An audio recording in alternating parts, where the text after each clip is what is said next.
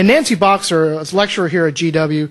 She's taught fundraising at campaign schools in all 50 states and in a lot of foreign countries, in fact. She consistently receives top marks for her innovative techniques and her humorous anecdotes.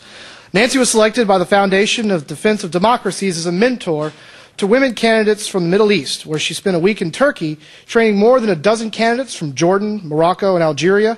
And one of her candidates was the top woman vote getter in Jordan and is now a current member of the parliament.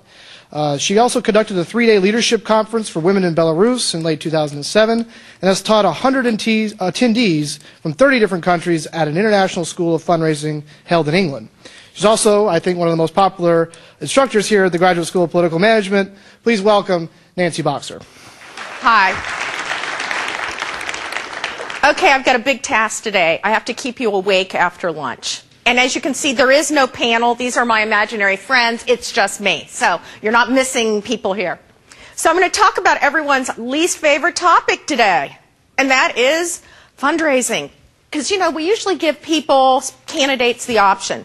Dental surgery, no anesthesia, or cold calling someone and asking for $2,400, and most people go, send me to the dentist.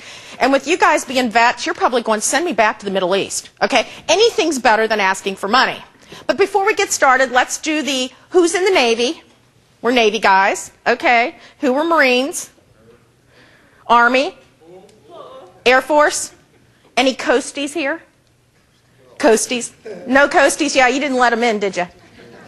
Okay, did anybody from the Navy, did you do P3s? Any P3ers here? P3s. Aren't you a little tall to be a P3er? Okay, I thought you had to be little guys. I dated a little guy who was a captain who was a P3, and he said, we're all little, but we have big guns. That was what he used to say. I have really big guns, and I can fly a P3. Yeah, it's amazing. So, has anyone ever done the JCOC for the military? Been one of the folks on the Joint Civilian Orientation Committee? I know Nicole Slegman, who's a Naval Academy grad, said she was one of the officers on that. I actually have been chosen. I'm going to the European Command for a week in September, me and 49 other people, including the founder of Wikipedia. And we're going to go over there, and I guess I'm going to get to land on an aircraft carrier and fly in a helicopter, and I'm going to get to go up, like, I think is it an F-22 these days? No, that's Air Force. Sorry. Well, we're doing all the military.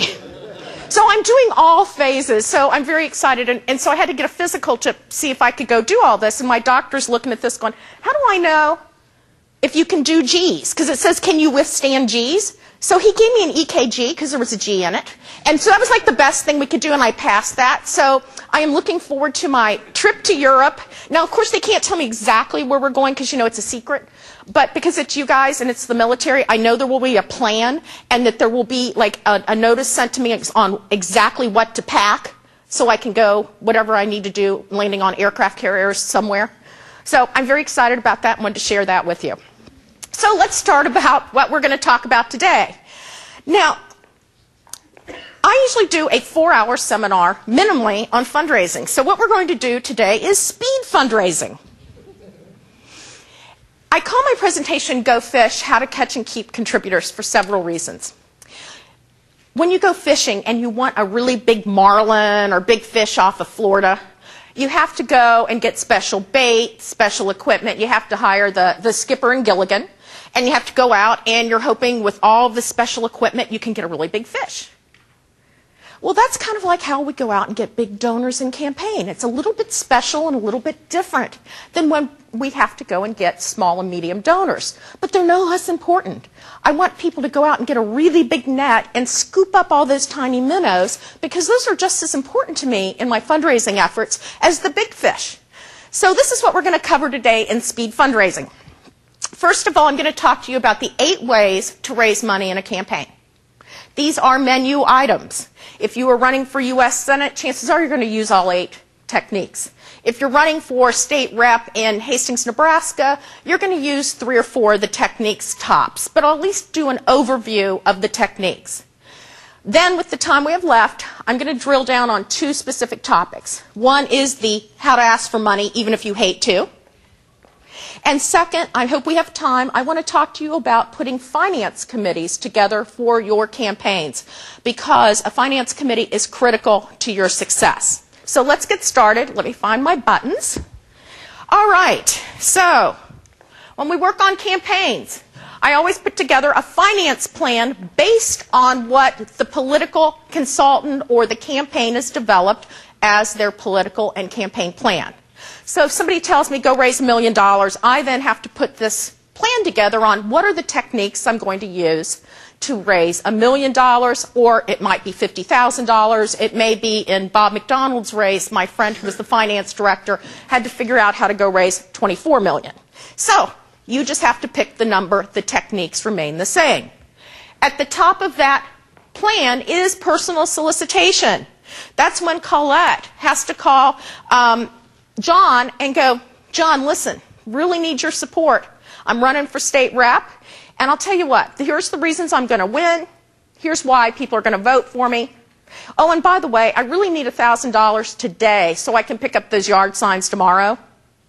It's one-on-one personal conversations, either on the phone or preferably in person with major donor types. Now, because this is one-on-one, personal solicitation is the most cost-effective way to raise money in a campaign, because it is a use of your time but not a lot of other resources. It's not like direct mail where we have to go find a list. Oftentimes people rent lists. They have to write the letter, print the letter, pay for the postage, and hope we start bringing in money in a month to 6 weeks. But personal solicitation, because it really is having a conversation with someone else, can be intimidating. And we're going to go through some techniques in a little while on how you can get used to doing this. It's just like riding a bike. I promise. Once you figure out how to ride that bike, I've never met a candidate yet in October who said to me, Nancy, that fundraising isn't as, that personal solicitation isn't as hard as I thought. And I went, well, no, you've been doing it for 9 months, okay? Riding a bike. Learn the techniques, you can get it down. Second, finance committee. Finance committees are when you get your friends, neighbors, and colleagues to help agree to raise a set amount for your specific campaign. Friend to friend, neighbor to neighbor, colleague to colleague. It's just like selling Amway products. Okay? Once somebody in Idaho waved to me and said, Nancy, I know what you're really teaching. And I said, okay, what am I teaching? Multi-level marketing. I said, I had no idea there was such a fancy term for it. But I also know that if I can get my candidates to sit down and go through that Rolodex, that Christmas or holiday card list, those Chamber of Commerce directories, all those different lists, that we can find people who will agree to volunteer to raise money for the campaign. It is a really critical resource in your race. And again, we're going to come back to that and talk more about it in a little bit. It's also at the top of the list again because it is a use of time but not a lot of other resources. Now, third way to raise money are fundraising events. People either love fundraising events or they hate them. 2 reasons people hate them. First of all, out of control overhead. After you've paid for the Ritz-Carlton and had filet mignons and that open martini bar and really big floral displays and dancing girls, after the end you start doing the math and you go, oops, I forgot to make money. Okay, so that whole dancing girls thing, I didn't really mean for the RNC to take that literally and like hire the lesbian bondage club, okay? Because I've been talking about it was kind of a joke, but obviously someone thought, no, Nancy talks about dancing girls. Perhaps we should have them. But no, that is not an acceptable technique, okay? I mean just regular fundraising events. But that overhead can kill you on an event. So you have to make sure you keep an eye on the budget. Unfortunately, we don't have time to cover that much today, but I do have a handout, and I am the author of a book that talks all about fundraising events as well as everything else is fundraising, so it's kind of fun. Second reason they don't work, lack of organization. Ticket sellers sell tickets, not fancy invitations, not even sexy guest speakers. Those are just icing on the cake. If you do not have a ticket selling committee with a friend-to-friend fundraising component, your event will be a failure. I used to work for Newt Gingrich. He actually gave me my first job out of college 31 years ago. I'll say that very quickly. And so when Newt became Speaker of the House, all these people said, oh, can Newt come in and do an event? And I'd always go, do you have a ticket selling committee? Do you have a chairman of the event?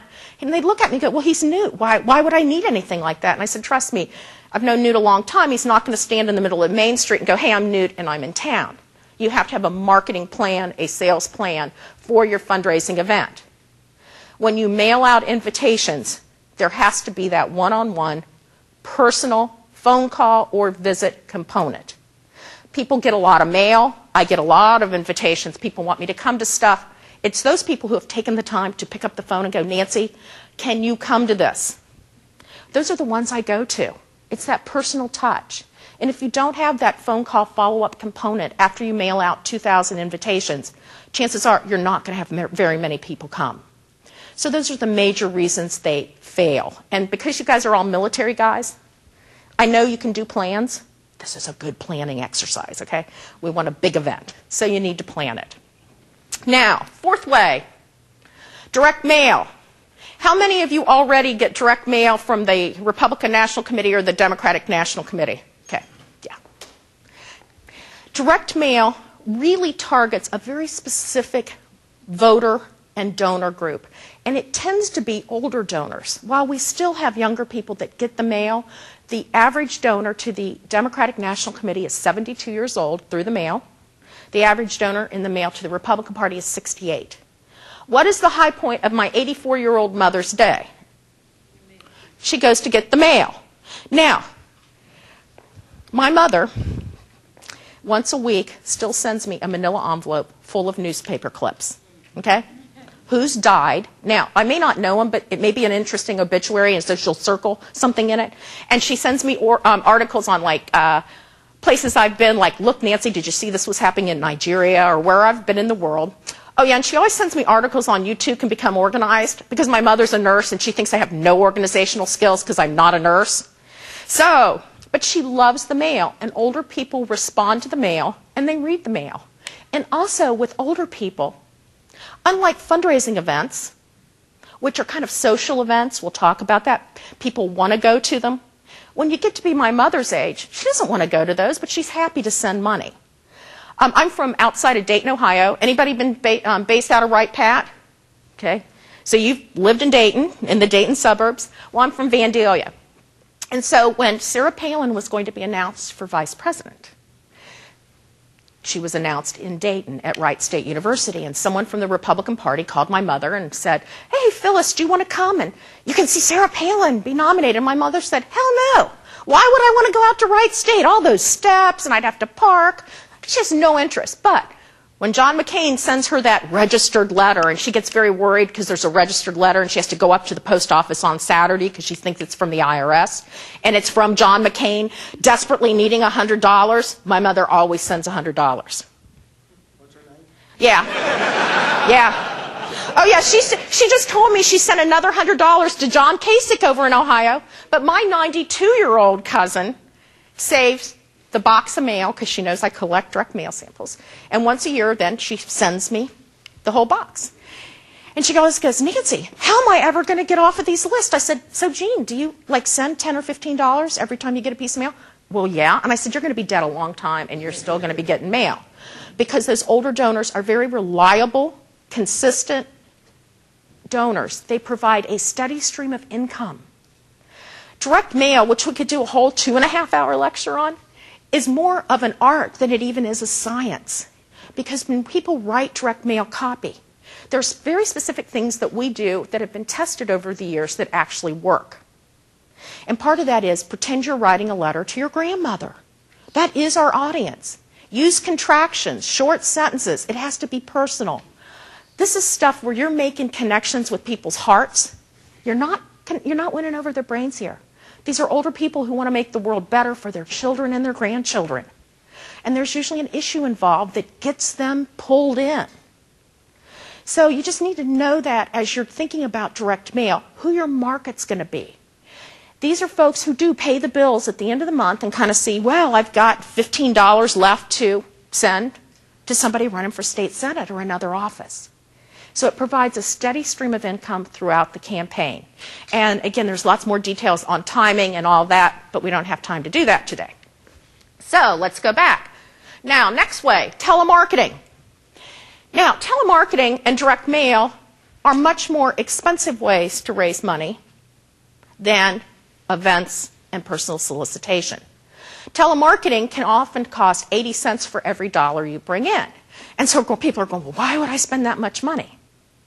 The nice part about telemarketing, it's kind of a similar market than our direct mail. It's older people. They actually like to talk on the phone.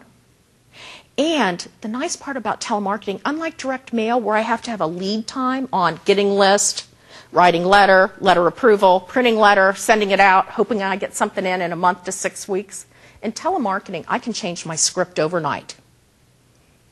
So I am paying for that wonderful opportunity that, hey, there's news. So like this whole Eric Massa thing in New York, but this whole Eric Massa thing, you bet if his Republican opponent had a lot of donors, he'd be calling the very next day going, hey, I have a real opportunity to pick up the seat now because things have changed.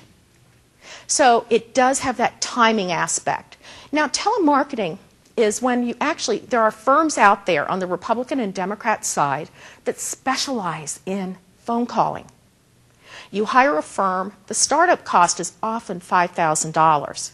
But these are professionals who earn their living at making phone calls.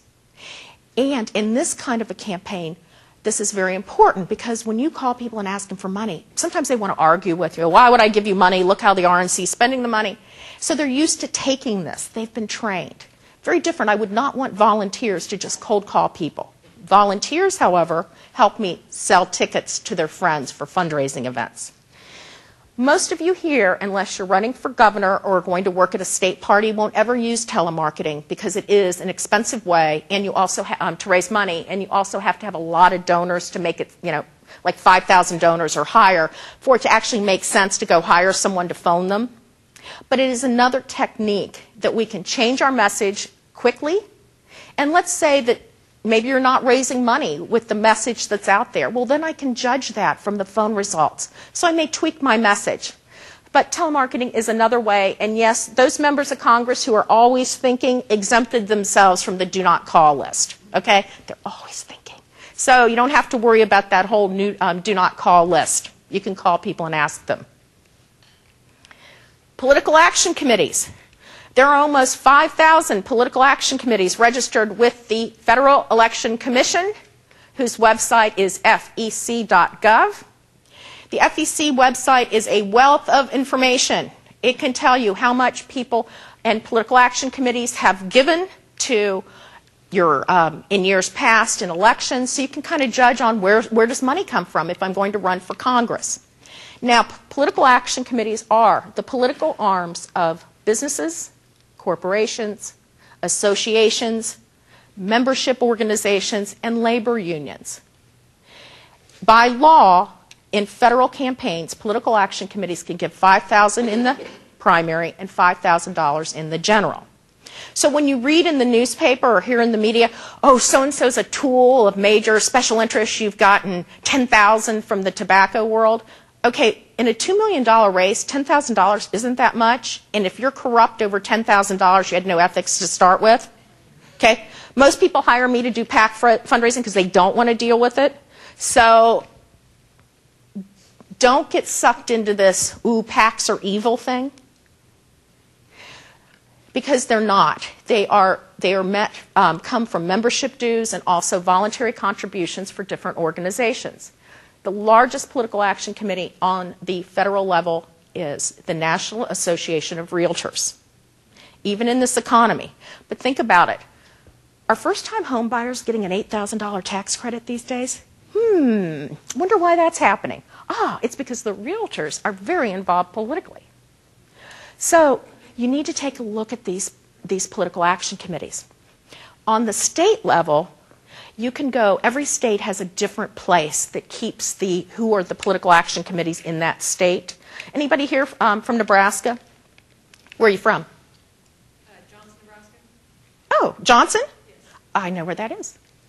So I used to run the Nebraska Republican Party, so I kind of know those 93 counties a lot.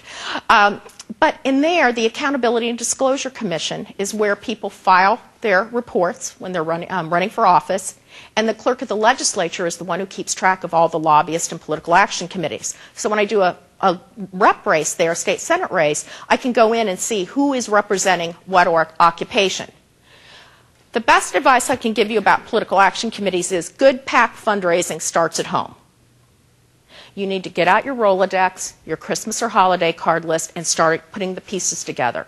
Who is the realtor, the car dealer?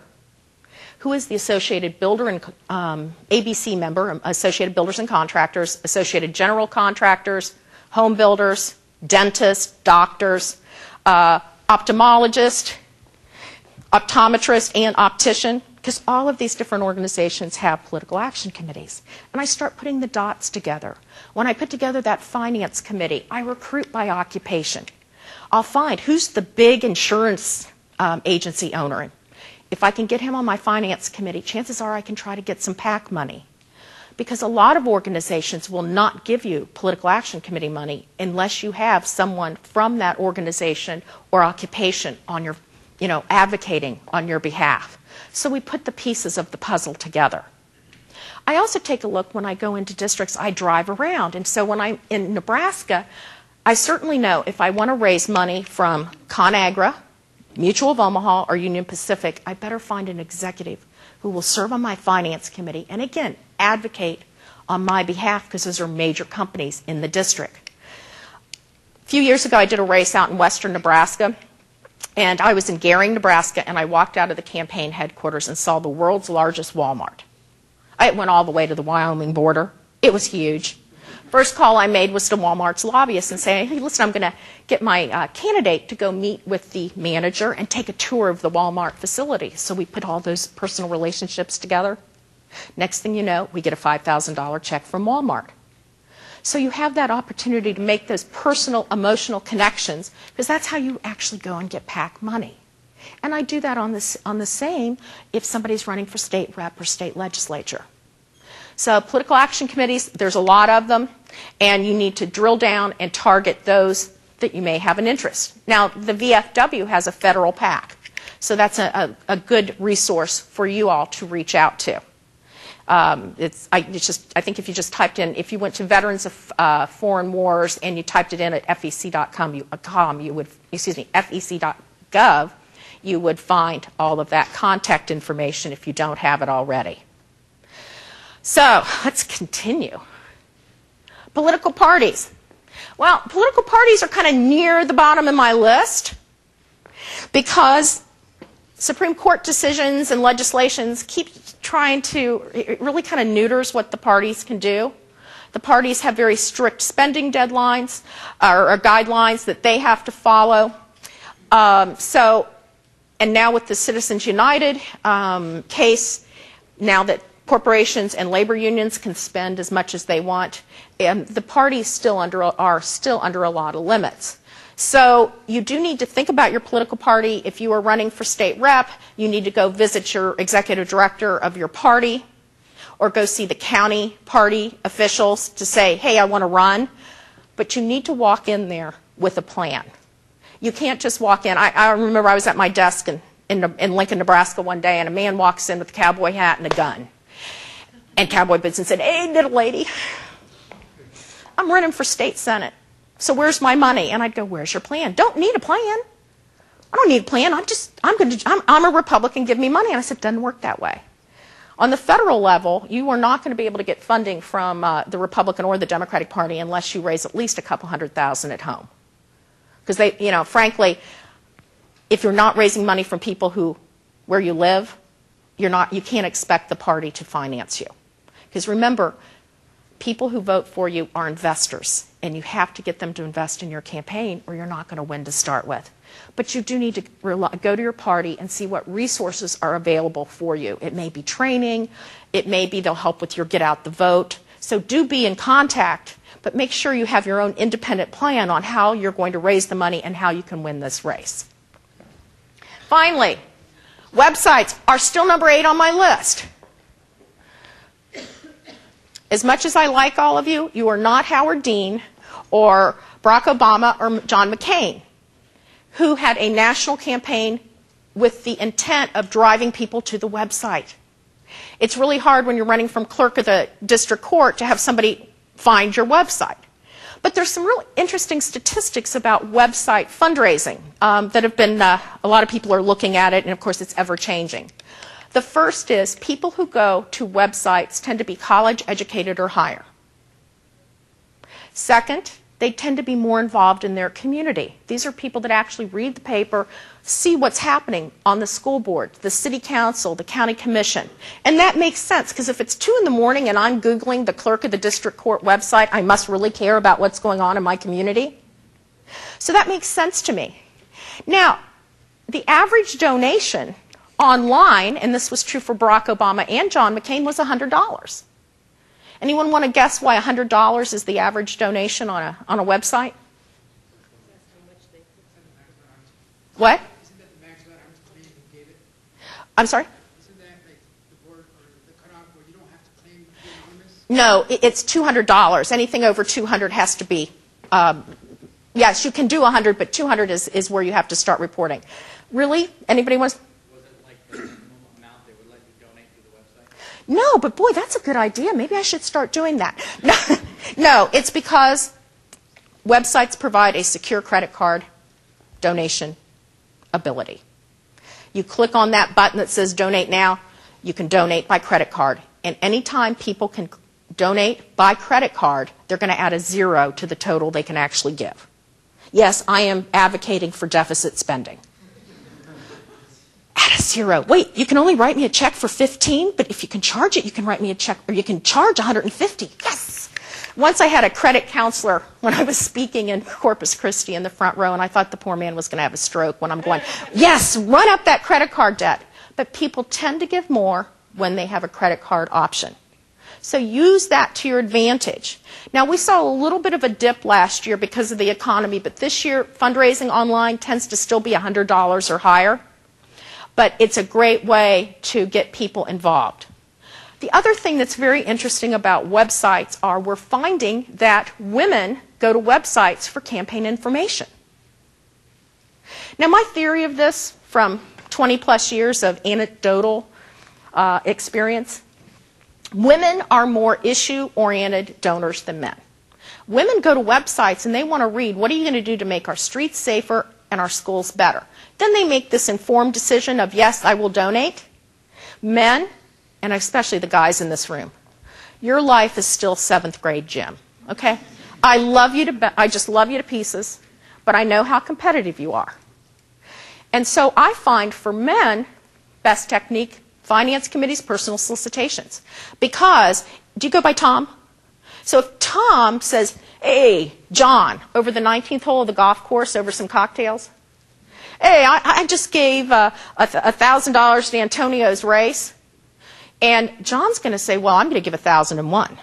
Okay, we kind of build in that competitive nature. Again, 7th grade gym, wasn't in the locker room. I just know what happened there, okay? You guys love competition, and it's all about access, and there really is an old boys network. And think about this. People who are major donors, these are folks, a lot of successful businessmen and women. And successful businessmen and women are used to being risk takers and knowing about how to make investments. So for men, it's a very different technique of fundraising than it is for women. And I'm finally finding through websites, I'm actually getting more women to donate money because men participate on the financial side of campaigns much more than women. I don't know, it could be actually 85-15. I mean, it really is something that's that high. There's a new study out that I don't remember the exact statistics. But for men, you need to build in this competition. For women, you have to have a website with a compelling message. And you need to, every time you give a speech, you need to say, visit John Zabinski. Okay, that too. Okay, that's too hard for me.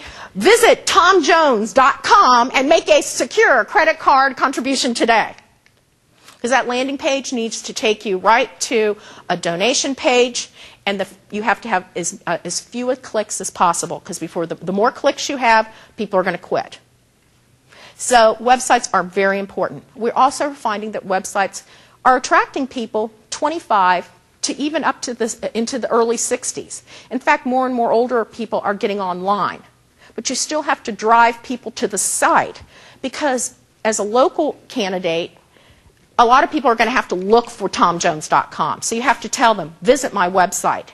So those are just quick ways on the 8 ways of raising money.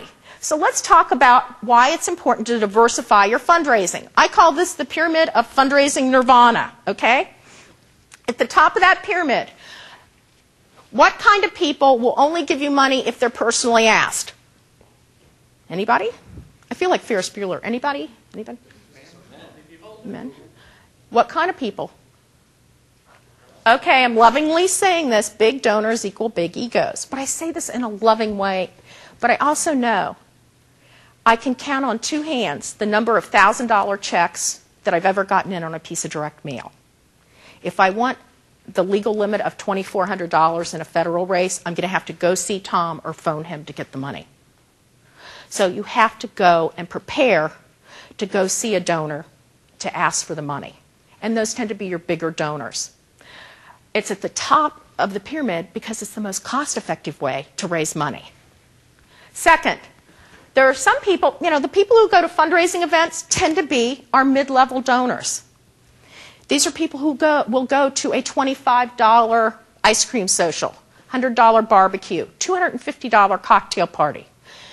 These walls are not in stone, but I tend to find that people who go to events tend to be in that mid-level donor range. It's in the middle of the pyramid because in the nonprofit world, we keep overhead to 30% or lower. In the political world, I try to keep that to 12 to 15%. So your overhead's a little higher. You're going to have a few more of those donors, but those are folks who are going to be coming to fundraising events. Finally, those people who respond to direct mail, telemarketing, and to some extent websites, there's a lot more of them, and they tend to be our low-dollar donors. And it's at the bottom because, again, we have a lot of them, but it's going to cost a little bit more to bring in those donors than it is direct solicitation. So let's take this to the next step. Big donors give money because they want what? Access. When I do a fundraising event, I may have a $100 barbecue, but either preceding the event, I will have a private cocktail reception for those that give $1,000, or I may have a dessert reception for another level of donor afterwards who are paying $1,000. Also, never underestimate the power of a photo op, okay? I've never met an independent insurance agent in the world who didn't have a wall of me in his office. Okay, here's the wall of me. Here I am with the dog catcher. Here I am with the congressman. Here I am with the mayor. People love photo ops. It is a big draw. So for your bigger donors, and you want them to have come to an event, it's that kind of personal access that will make them want to invest more dollars. It's why I have donor clubs. I may have platinum clubs, silver clubs, gold clubs, but I want to get people and make them involved in the campaign. Now, those mid-dollar donors who come to fundraising events are your most social donors. It's friend-to-friend fundraising. It's Erin having a home party at her home for Tom, and then she invites her friends, John, when you get to be my age, you can't see, John, Elizabeth, all these folks over. All of a sudden, she has an event, and it's a social event because she's invited her friends, neighbors, and colleagues. So people want to come to that. If you have an event at somebody's big house, we look at it, people go in and they look in the medicine chest. What's in the medicine chest in the big house? Yeah. Ooh, who's your date? Well, it's a social thing, okay? So use that to your advantage. We also know when you get people to come to fundraising events and you use your friend-to-friend fundraising, it's a lot cheaper way to bring new donors into the campaign. A lot cheaper than direct mail and telemarketing. Now, these donors are also donors who tend to want some value for their contribution. My late father wouldn't give $25 to a state senate candidate unless he got something in exchange. So Dad would go, well, Nancy, if I go to this, what am I going to get to eat? Well, Dad, you're going to get some barbecued chicken. Okay, I'll go. Here's $25. People like to have value. I used to be John Kyle from Arizona's chief of staff, and when he first ran for Congress, John started the John Kyle Coffee Cup Club. Every year, someone would design an exclusive, kind of like that Geico Gecko and exclusivity, there would be an exclusive coffee mug. For $25, you had a pair of mugs, and then every quarter we would have a John Kyle Coffee Cup Club breakfast for another $25. So you get $100 a year from these donors into this donor club. Of the 400 people who used to come, about 98% would bring their mug with them because, you know, you can only get this mug if you join the club. Now you're looking at me going, oh, come on, Nancy, really? But it's true. People love tchotchkes, and we like to feel like we're part of an organization. And again, donor clubs are so important. You can print out certificates now on the computer. Thanks so much for your contribution. You're now a member of the Booster Club. People put this stuff up on their walls. It's why the Republican and the Democratic parties in January always send out that membership package, and people get a little membership card. The number of people who carry that membership card in their wallet is extraordinary. One last thing, because I told you my mother sends me the obituaries, right? The number of obituaries that will say, Hazel was a lifelong member of the Republican inner circle, and it's in her obituary, and all that meant is she gives $1,000 a year to senatorial. Use that to your advantage. People like to feel like they're part of something larger. So think about that for your fundraising events. Finally, on the bottom, those low-dollar donors are your most issue-oriented donors. These are the people who are giving money because you're going to make the world better for their children and their grandchildren. This is why you also need to become a list sponge. I have never met a list that didn't bring me one or more of three things: a vote, a volunteer, or a donation. And I'd much rather be collecting that Catholic parish list now in April than to wait, go to the campaign one day, October 30th. Somebody's going, we should do a mailing to Catholic voters. I'm going, great. It's 2 days before the election. Collect list, because there are some people out there, whether it's pro-life, pro-choice, pro-gun, anti-gun, homeschooling. These are people who are very issue-oriented donors who are giving to you because you agree with them on a particular issue. So what are our lessons learned from all of this? Give every potential donor, no matter how big or small, the opportunity to invest in your campaign. Even in this economy, don't you make the decision about whether you should ask somebody for money. Ask the person. Warren Buffett, one of the richest men in the world, lives in the same house he's lived in Omaha, Nebraska since 1954. Oh, I can't ask Warren Buffett for money. He lives in this old house in the middle of Omaha, and he drives a 74 beat-up Chevy around Omaha. Don't make those assumptions. Ask people. As I remind you on a regular basis, the worst somebody can tell you is no. Your ego is going to be damaged for about 30 seconds, then move on. Okay? We're not going to send you to a gulag in Siberia. Okay? It's not that bad. But you need to give everyone the opportunity to invest in your campaign. Second, the little old lady that sends you $1 and a piece of direct mail is going to be the first one to vote for you on Election Day. I did David Marsted's lieutenant governor's race down in Nebraska, and he's from Beatrice, Nebraska, and I had done 5 races. I raised him from school board days 20 years ago. So one day we're at the headquarters in Beatrice, and this little old lady with a cane walks in with a crisp $5 bill and says, David used to mow my lawn when he was a little boy. Now she's told all her friends this story. So remember that. It's an investment. What makes democracies great? The little old lady and Mr. Big each have 1 vote on Election Day. I was an election observer in Russia in 1995, and I was down by Rostov-on-Don in southern Russia, near Chechnya. There were a lot of military guys there. It was very worrisome. So, but it was so funny. All these former communists kept showing up and wanting to vote, like, for the family, and they had to explain that whole new concept of one man, one vote. Okay, it is what makes America great. Mr. Big and the little old lady each have 1 vote. And finally, in fundraising, all politics is still personal. This is all about personal relationships. I talk a lot about creating 1 degree of separation. That's one reason I do the little exercise on who was the P-3 pilot and who's from Nebraska and who was at Wright Pat Air Force Base. Almost everyone I meet, whether it's my cab driver, where I always go, so what country are you from? I've been there. So, I do that with everyone. But we're making those emotional, personal connections. Because that's what's going to make you a good fundraiser. So, let's go to our little pop. Oh, here we have this. People give to people, regardless of the solicitation method. Who said from Chicago? We're getting close. Okay. We're going to go. Okay, I'm going to tell you the answer. You're close on the Chicago.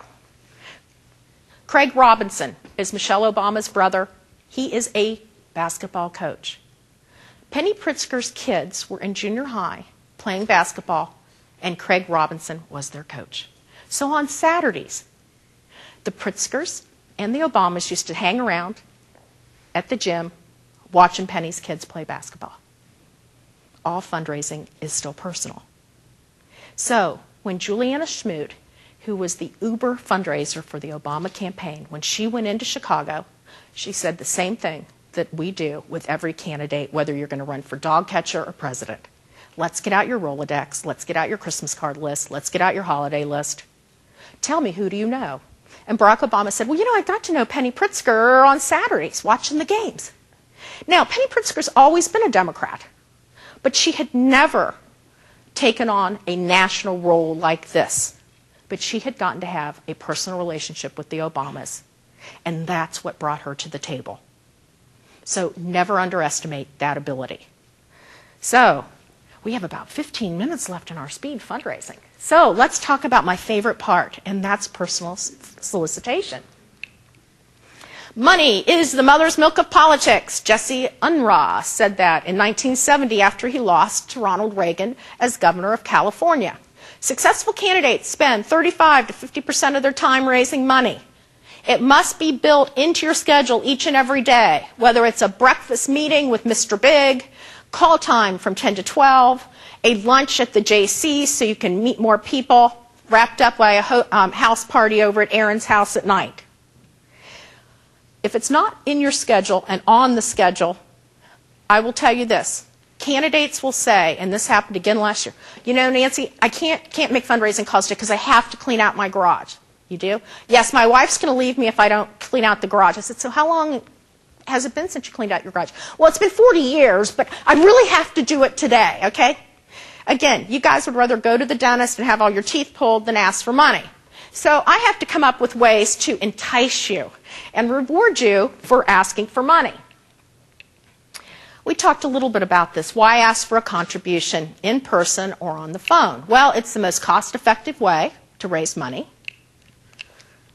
The results can be immediate. If I ask, do you go by Art? If I ask Art for $1,000 today so I can pick up those yard signs tomorrow, chances are I'm going to walk out with something. Because I'm Monty Hahn, this is let's make a deal. Okay? If he says, Nance, can't do 1,000 today. Okay, what about 800?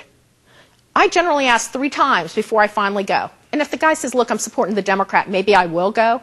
But just because somebody tells me no today doesn't mean it means no tomorrow.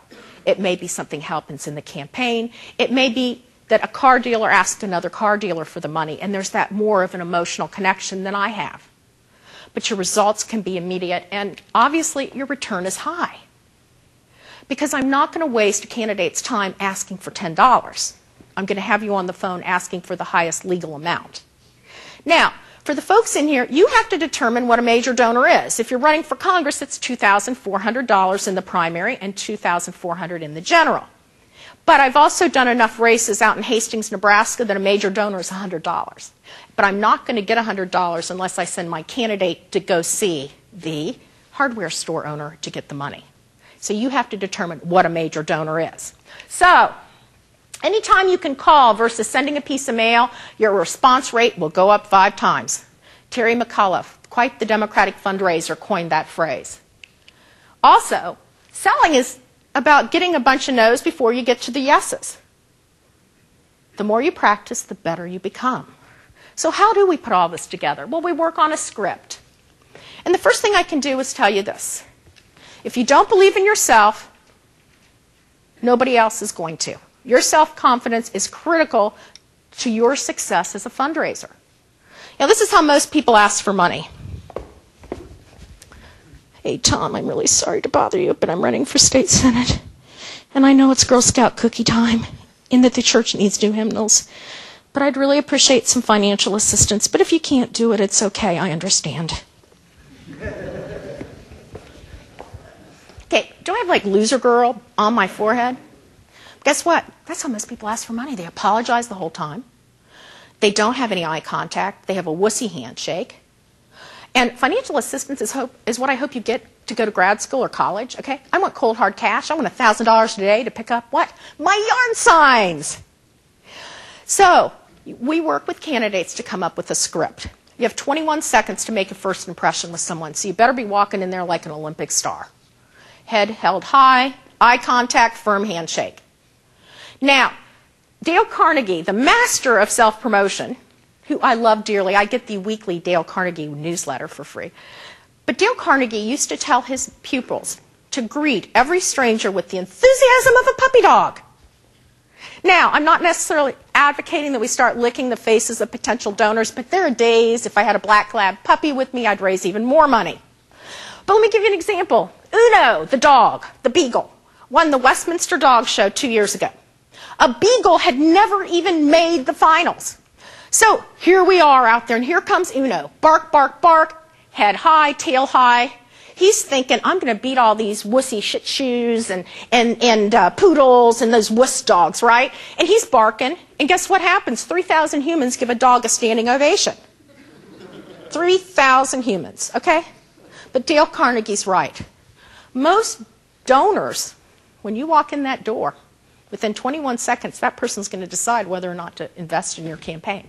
So you better make it a good 21 seconds. It's like going to see the banker when you want a loan. You have to have your case of support ready. So we come up with a script, and the first part of that script is working on that greeting. Walking in this room like an Olympic star. Second, we work on small talk. I never give a call sheet to a client without appending personal information. Perhaps you're running again, we'll say this person gave you $1,000 or this person gave you $250, so you can say, hey, Tom, thanks for that contribution the last time. But I have the ability to, instead of having cold calling, I call it warm communication. Because one reason I have that finance committee is we sit down and we go, what do we know about Tom? Well, you know, we went to the Naval Academy together, or his dad and my dad served on some aircraft carrier. You can find a snippet to personalize every call. Anybody here go to Texas A&M? Any Aggies here today? Well, Texas A&M, one of the most cult-like schools in the world, love it dearly. But they actually take a class on good Aggiedom. And so if you're an Aggie and someone says, will you give money to my charity or political campaign, you're supposed to write a check. And it's great. Whenever I have a Texan that was an Aggie, I go, yes, we're going to raise lots of money. You make those personal connections with people. So, because it is a lot harder to turn down a friend than it is a stranger. And my goal in life is to make every potential contributor my friend. So we work on that small talk, collecting that information to personalize the conversation. Then we work on our sales pitch, which is why you're running, how you're going to win, and who's going to vote for you. If you can't answer those questions, your campaign's in trouble. Too many people, someone from the media goes, so why are you running? And there's the deer in the headlight look. I'm running because I haven't spoken to my husband in years. The dog died. The kids are in college. Wait, I want to give something back to my community. Can we come up with something a little bit more heartfelt and creative? But you need to be prepared. And so I work with candidates to come up with a 30-second response, a 2-minute, a 5-minute. Because every day that you're a candidate, somebody's going to say, why are you running? How are you going to win? Who's going to vote for you? You need to be prepared. So you have an answer. Teddy Kennedy, 1980. It's been 30 years ago, and I still can't believe we talk about this. In 1980, Teddy Kennedy was asked by Roger Mudd a softball question. Why are you running for president? And he couldn't answer the question. Derailed the campaign. Flash forward, Caroline Kennedy wants to be a senator from New York. I may not agree with her politics, but she's incredibly accomplished. And she babbled her way through that answer. Even on the shows, people counted the number of andas she said. She was totally inarticulate and didn't get to be the senator.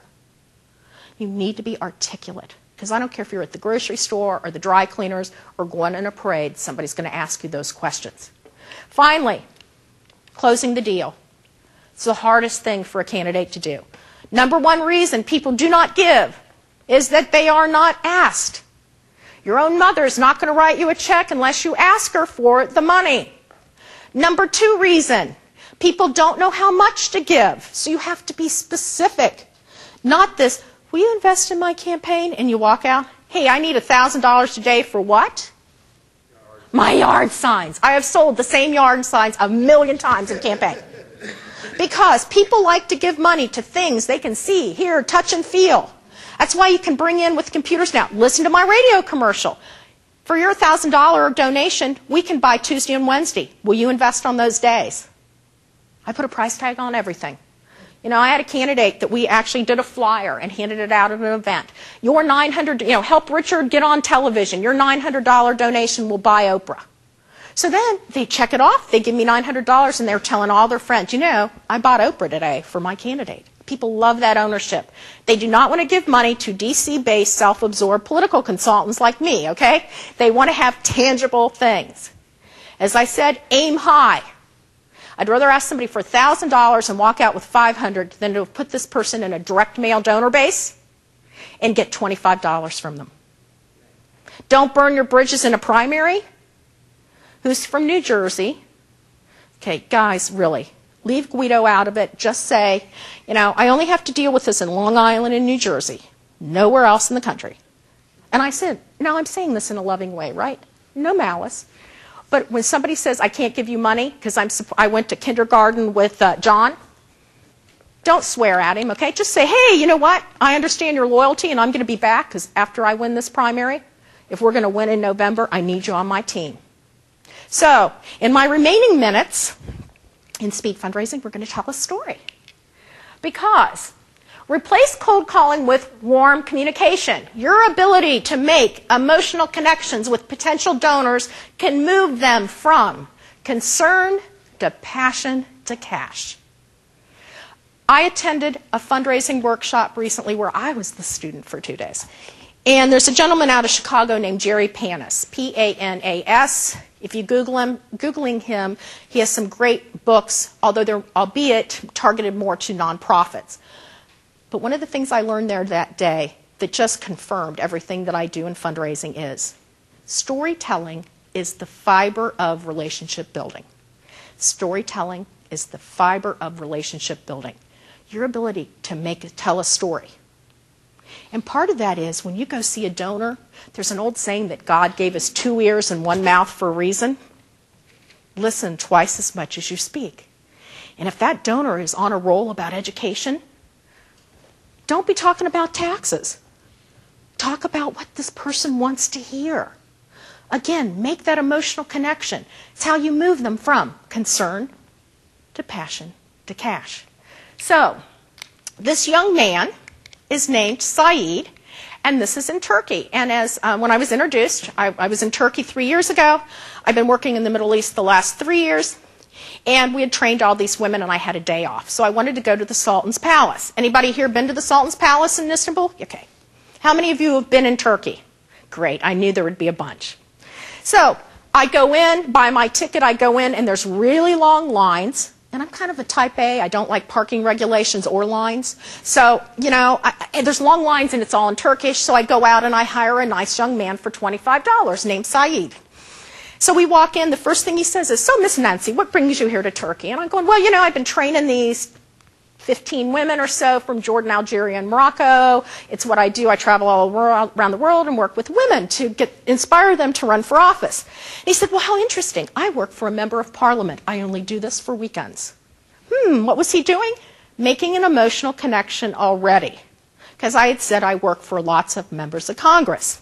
So we're walking all around the Sultan's Palace. It's great.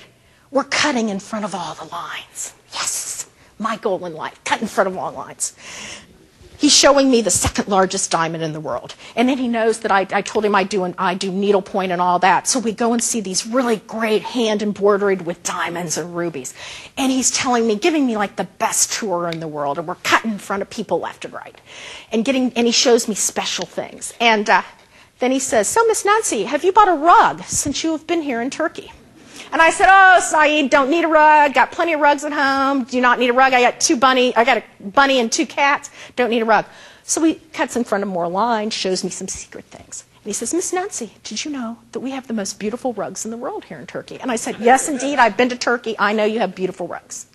So Miss Nancy, as we continue to cut in front of people, did you know that my uncle, he has the most beautiful rug store here in Istanbul? I said, I'm sure he does. I don't need a rug. Miss Nancy, my uncle will be very upset with me if you do not come and look at his rugs. So I go, okay, I'll go, but I'm not buying. So we walk, gets better. So we walk. There's a 5-story rug store. I'm going, I'm not climbing 5 things. No, we have a beautiful showroom on the 2nd floor. I walk in, I'm greeted by 10 men who go, Miss Nancy, welcome to my store. Okay, there was some texting or something going on because they knew my name. First question was, Miss Nancy, tell me, from what country do you come? Now, my father was Hungarian. I look like I just got off of Ellis Island yesterday. I look so Eastern European. But of course, if I had said I was from Hungary, he would have said, Budapest, the most beautiful city in the world. But no, I say I'm from the United States. He says, America, the most beautiful country in the world. I have lived in Charleston and New Orleans, and my brother, he owns a rug store in Seattle. I love America. Please welcome to my store. So I'm paraded up to the 2nd floor, and I'm in this big couch where my feet don't touch the ground. And I'm like, and the next thing I know, there's Turkish coffee and tea and all the accoutrements. And he starts talking to me. So what brings you here to Turkey? And I said, I'm working with these women, because this is what I do. I empower women to run for office, and I give them the courage to do these things. Well, how wonderful. And so he starts. Of course, there's men with the big rugs. We bring out the big cotton rugs, and then we bring the wool rugs. And he keeps talking to me. So, Miss Nancy, tell me, have you seen rugs being made before? Yes, I've been to Egypt. So you know how long it takes to make them.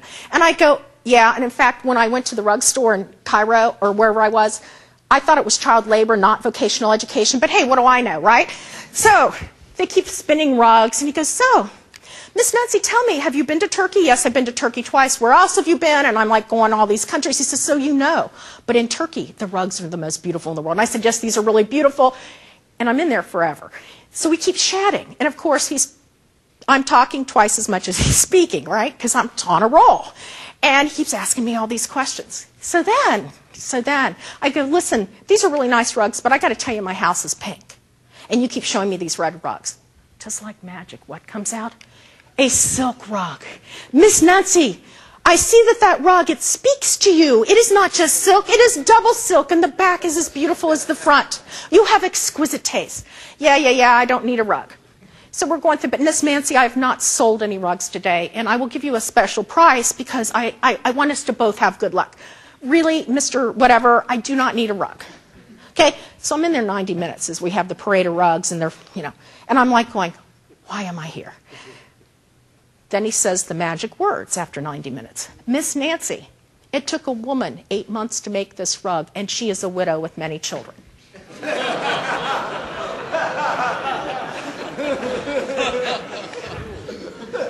Concern, passion to what? Cash. So of course I'm sitting there, and because I do needlepoint and I sew and do all that, I could go get a purse at TJ Maxx for $6.99, but I'd rather sew one for $200, right? So I'm sitting there and I'm doing the math, and I go, okay, how much do you want? He says, no, you tell me. And I said, no, you start this. So he said $1,200. So you don't think I just crawled out of underneath a rock? I did notice say half, so I said 500. Oh, Miss Nancy, 800. No, Miss Nancy, look at the work. Really? I said, no, 500. So we finally agree on $600 on the rug. So I brought you a treat. This is what a $600 rug looks like. Now, I know there's some confusion, and I just want to point out, no, it didn't shrink in the wash. No, there is not a large rug at home, and this is the sample. No, this is what a $600 frickin' placemat size rug looks like. So by the way, Mr. Right Pat, if you ever meet my mother, don't tell her I spent $600 on a placemat, because she'll take my passport away. Because remember, you have to understand, I'm the only person in America who doesn't have a flat screen TV, okay? So it's not like, I'm out being frivolous. No. Now look, see, the back is as beautiful as the front. So, we go downstairs, and we do all the paperwork. I now get a Christmas card from the muslin carpet salesman every year, and it gets better. My whole Middle Eastern team I work with knows this happened to me. So last summer I answer my phone.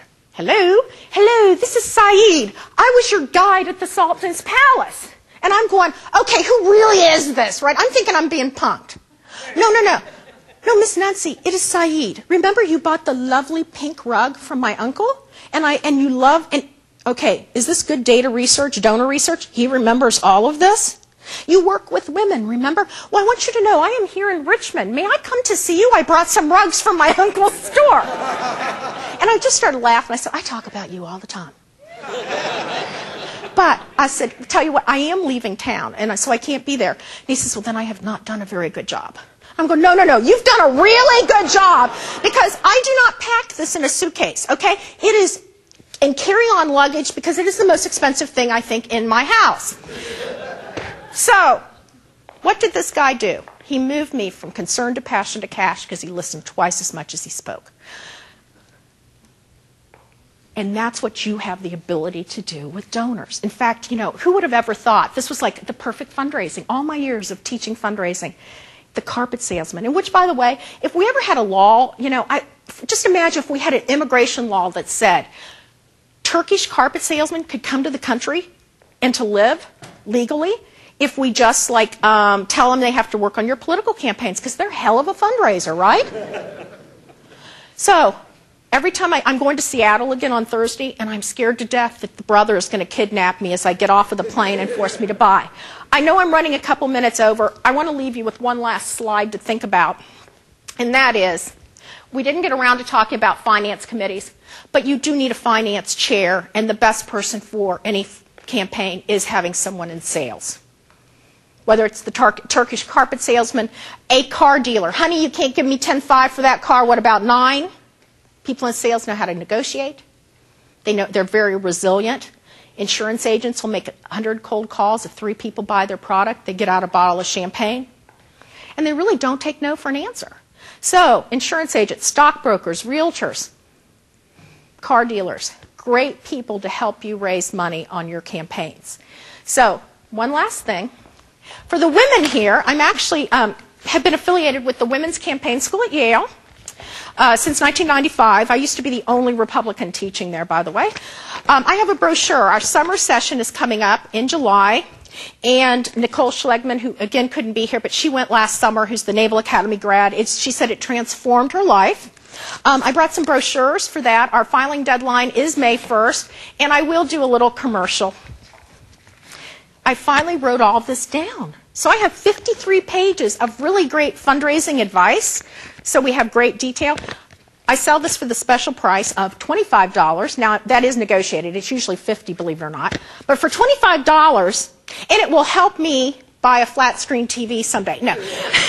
But I'm going to leave some. I do cash and checks. If you do want, I take PayPal. I've got business cards. You can email me. I'm happy to mail it to you if you don't have a cash or check. But I'm happy. I feel very Sarah Palin-like because I've been autographing it. And I always tell people to aim high and ask often. So beyond that, that was my sales pitch. But thank you very much. It's a delight to be here. Thank you.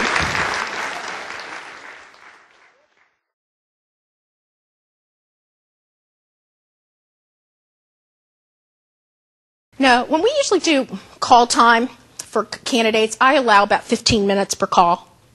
I do a block. I try to do 4 an hour. And you can pretty much tell on a phone solicitation, I try to have it teed up already. I have an assistant call his assistant or her assistant to get it up on the schedule. Most of these guys kind of know why you're calling. So you better be pretty snappy with your sales pitch, especially on a phone conversation. And saying, this is why I'm running, and this is why I need the money, and I really need your help. There are going to be objections, and you have to figure out how to overcome those objections. Gee, I got to talk to my wife. Okay, well, can you talk to her over the weekend? I'll call you back at 2 o'clock on Tuesday. But I'm pretty bulldogged on that to keep following up so we can get the money you need. I love the whole credit card thing now. There are many companies out there that specialize in this. I have a lot of campaigns that just use PayPal because it's easy. So you can take credit card information and you can say, I will keep your information in a secure location. When I do fundraising events, you will find when you do a fundraising event, only about half of the people are going to pay when they really come. So, I mean, how many even have a checkbook on you today? Very few people even carry checkbooks anymore. So you have to be agile. So with fundraising events, I keep track of everyone who's attended, and I immediately send out thank you notes saying, hey, thanks so much for coming to my barbecue with Bill. It was great to see you, and I appreciate your pledge to my campaign. Please send your check too, or I've put a credit card information in there. But I try to do credit cards because I don't worry about bounced checks or checks clearing. I love the immediate cash so I can go buy TV. How early is too early to start? It's never too early to start. How many of you have a Facebook or are on Facebook? Okay, I am a total Facebook addict. I have just reconnected with all my friends from college. It has been great fun. So I'm up to 1,392 friends. I love it. So, but I also can keep track of everyone. You need to start reaching out now to people you haven't spoken to in a while. Start reconnecting. You know, again, we talk a lot about the Christmas card list. Make sure those lists are updated, that you've got phone numbers, those kinds of things. So you really can never start planning to fundraise too early. On your question about legalities, what do you want to run for?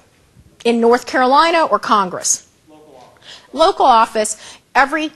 Every state has different requirements, every city. Either call the Democratic Party or the Republican Party and see if they have access to, you know, what are the legal requirements to file. Oftentimes you can find that online, but do your homework and talk to people. Part of all this networking is talking to people who have done it before so they can point you in the right direction. As I tell people, my biggest fear in life is having to wear an orange jumpsuit at the women's prison in York, Nebraska, because I do not do well in structured environments, hence the reason I didn't go into the military. I don't like structure, and I'd have to be in a prison cell all day, and that would just not be good. So I am very cognizant of laws and making sure I talk to the right people before I take a check.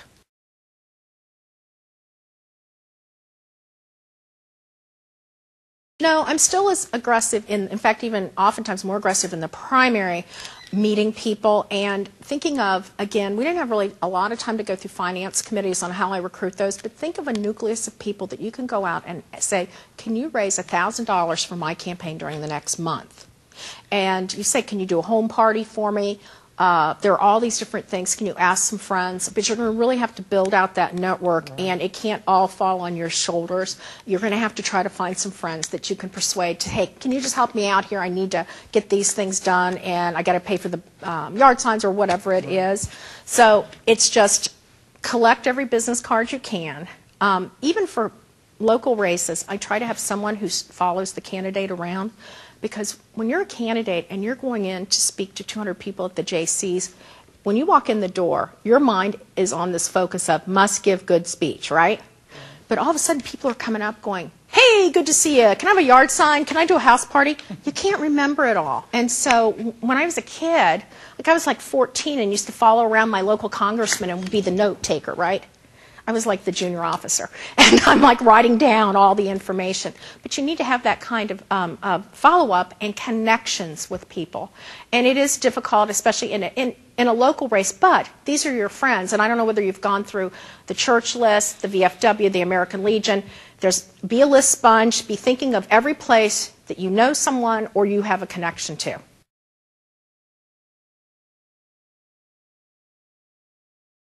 Don't rely on the letters are fine, but remember letters are kind of it's very difficult in a letter to convey an issue that is compelling for Superior Court. But your personal call to your friends, family, neighbors, colleagues, that can raise you the money. Okay, the Citizens United, which I could take an hour to explain it, but all it said was the Supreme Court said that corporations and unions are like individual donors. They can spend in unlimited amounts. I just happen to have Ben Ginsburg, who is the uber Republican Republican attorney at the Supreme Court, and he was actually in the movie Recount. Somebody portrayed him. I've known Ben a long time. He came in and spoke to my class because I teach 14 weeks of fundraising. So imagine this is speed fundraising today. So 14 weeks of fundraising. Ben came in and said, look, it's really not going to have any effect, especially on the local level. First of all, corporations, the Kellogg's out of Battle Creek, Michigan, they're not going to go spend $250,000 against Jennifer Granholm because they're a corporate citizen there. You know, you still have to report it. So I really think it has really very little impact on any of the races. I think it's just more ceremonial that people are freaking out about.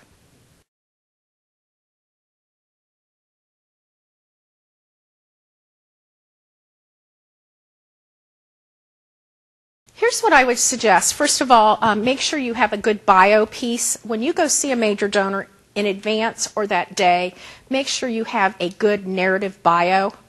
A narrative bio is one, obviously, that tells a story about you. I don't want to know just that on a resume that you went to the Naval Academy or that you're a member of the JCs. I want to know as a member of the JCs, you headed up the pancake feed that raised $5,000 to send underprivileged kids to camp. Voters like to vote for people who can get results. And for all of you in the military, you have a story to tell. You know, what was the compelling reason you joined the military? What did you do? What were the experiences? And it's interesting for young voters, the good news about being a younger candidate is that you're going to outwork the old guys that don't want to go door to door on a Saturday. Okay, they'd rather drink a beer and watch the flat screen TV that I don't have. And yeah, can you tell I'm a little obsessed about that? So, but you will outwork them, but also you need to have your narrative.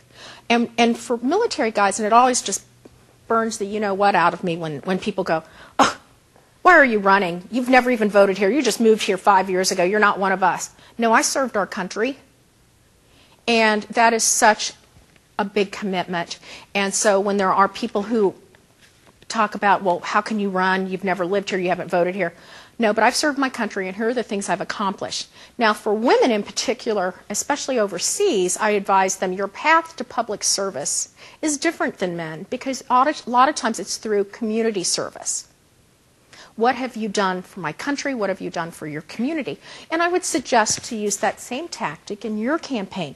What is your path? What has your path been? What have you done to make a difference in people's lives? And I think that's what you need to communicate. But you need to have a really good narrative bio with photos and stories because, again, it comes back to everybody's got a story. And people want to relate to that. The storytelling is the fiber of relationship building. And I think if you can get in front of people or have somebody make that phone call to say you really need to meet this nice young man, then you have the story because you have served our country. So use it to your path to public service is through community service and service to country. And I think that's, wait, I think I just did your campaign theme. But that works for me, and I see that very successfully done and communicated, whether it's races here in the United States or overseas.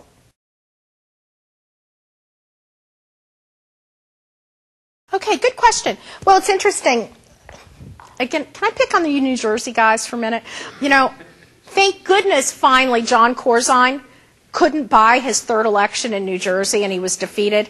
And I did Bob Franks' race in 2000, where we raised $6 million, but John Corzine wrote a check for $60 million, and we lost by 3 points. Most Americans, I find, tend to punish people who just write checks for their campaigns. Because these are people, because they can write a check, they don't think they have to campaign as hard. They don't really have to meet people. They don't have to do things. So I find that I can leverage a candidate who is not particularly wealthy into a better position because I'm out there finding investors.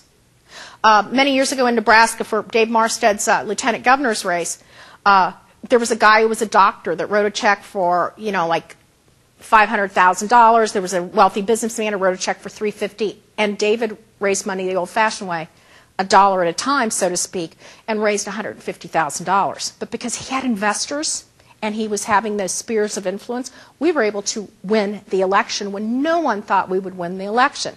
So that's one thing. Another thing, and again, we didn't have a lot of time on finance committees, but we'll try to get you some information on that. If you can find a core group of friends who can come together and you go, we're going to have a call day. And can I have 10 friends come, and I'm going to ask each of those friends to bring Rolodexes, Christmas card list, contacts. We're going to sit in a room and have tables and phones and have a whiteboard so we can say that Tom just got $1,000 in. So you make it competitive like that PBS marathon. But it's so much fun. You've got cookies, you have something to drink. Again, fruit punch, not liquor, but, you know, trying to do whatever I can to make it easier. But I'll tell you how successful this is, but I've also done it on local races. But Mitt Romney, who knew all these different people all across the country because he's such a businessman, he had them all fly into Massachusetts, and they had this big call day. Meg Whitman from eBay, all these people came in. Same thing I'd be telling you if we were running for Superior Court. Let's get out your Rolodex, your church list, whatever, and start making phone calls. Mitt's friends raised him $6.4 million in one day. Now, I can't raise you $6.4 million, but I might be able to raise you $6,000 to $10,000 from having this fun day, because none of us really, you know, a lot of people don't like to fundraise, but if you kind of get in a room and you make it fun, and again, you're men, okay? It's 7th grade. I want to have that, because I know, what's your name? Amory. Man, if he's like going, I just raised $1,000, you know the guys next to him go, well, I'm going to try to do better than that because he's got big guns and I'm going to beat the big guns, okay? All right. There you go. I've just picked on you and embarrassed you. Totally. Thank you. I do what I can to embarrass people. Does that help? Does that give you some direction? Yeah, very, very helpful. Okay, thank you. All right, thank you so much. All right. Thank you. Nancy, a big round of applause. Thank you so much.